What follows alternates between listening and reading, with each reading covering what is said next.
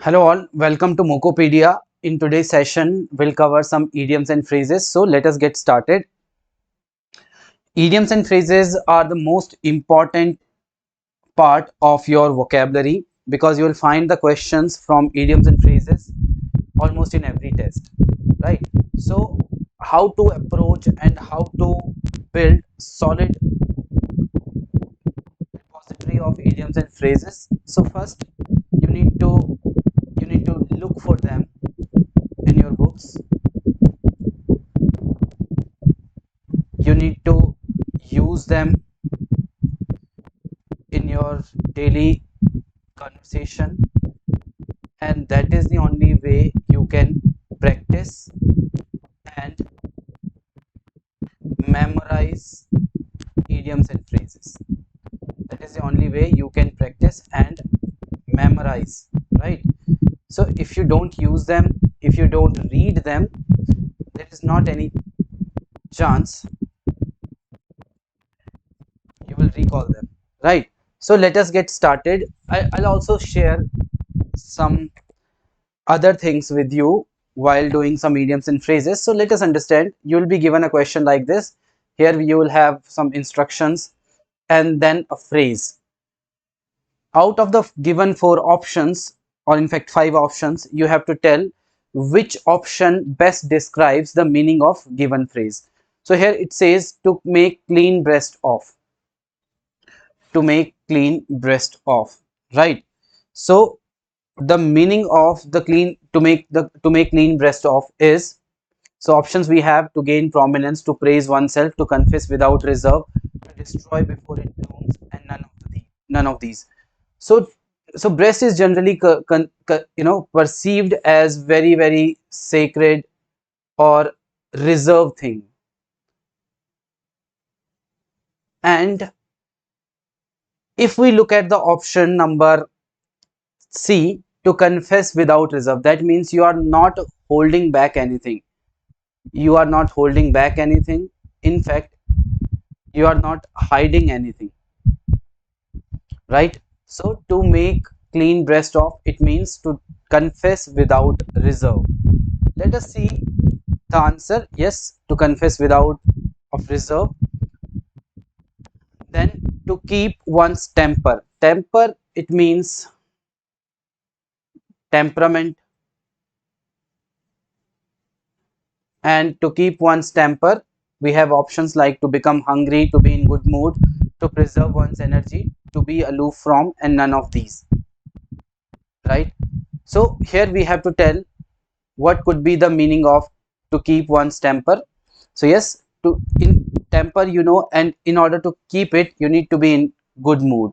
So the correct answer would be option number second, to be in good mood. This is the answer of to keep one's temper. That means to hold your anger, keep yourself in good mood. That this way you can memorize it. Then we have to catch a tartar. Tartar means, uh it can be a person who can be some grumpy, right? Can show some anger and could be leading to some quarrel. So the options that we have is, to trap unwanted criminal with great difficulty, option number A. Then B, to catch a dangerous person, to meet with disaster, to deal with person who is more than one's match, and none of these. So yes, to catch a tartar, that means to catch a dangerous person, right? To catch a dangerous person. This is the most suitable option. Yes, to catch a dangerous person. To have an axe to grind. To have an axe to grind. This goes back to a story, a traditional story, which says that a person had to do something. It dates back to some old 16th century, and it was that a person owes something to someone, and to which he couldn't fulfill. So that's why he had to grind the axe, and that's how we got the idiom to have an axe to grind. That means to get a work done, to to serve a purpose, to have a private end to serve something, right? To have a private end to serve. So yes, option number A is the correct answer. To have an axe to grind, that means to have a selfish interest or a private end to serve. Yes, this is the answer. Then we have to cry wolf. So yes, you had the story, the boy who cried fox, the boy who cried fox. So yes, in place of fox we have wolf. So yes, to raise false alarm, to raise false alarm, to give false alarm, to listen eagerly, no, to give false alarm, turn pale, no. Yes, very very simple. You will have, if you have read them, if you have used them, you'll find that at first it is possible that you may not get the answer just by reading it, but when you have the options, it is quite possible that you are able to solve them, right? Then we have, yes, this is the answer. Then we have to end in smoke. Smoke, when something is in smoke, you got nothing out of it, nothing, right? And this can be also like fiasco, blunder, that means you don't get anything out of it.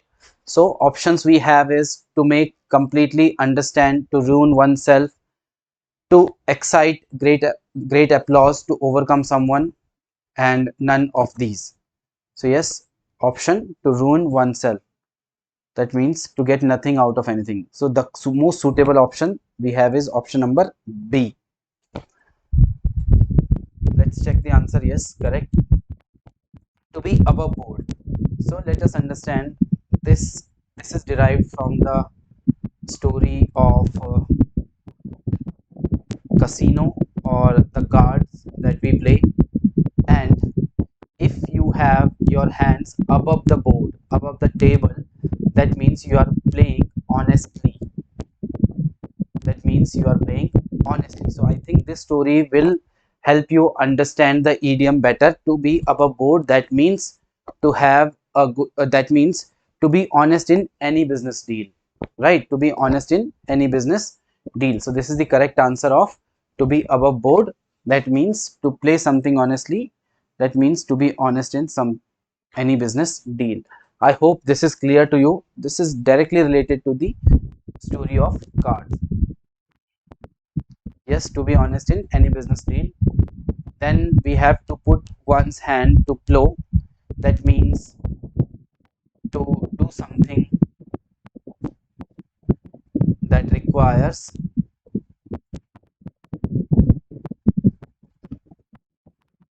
lots of efforts.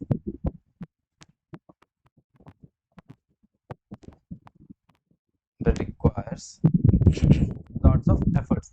So what options do we have to take up agricultural farming? To take the difficult task, to get entangled into unnecessary things, to take interest in technical work. No, it is to take up a difficult task, right? So option number B.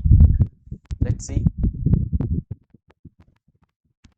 To pick holes, to pick holes, right? To pick holes, it's very very common idiom, to pick holes, and I hope you know the answer.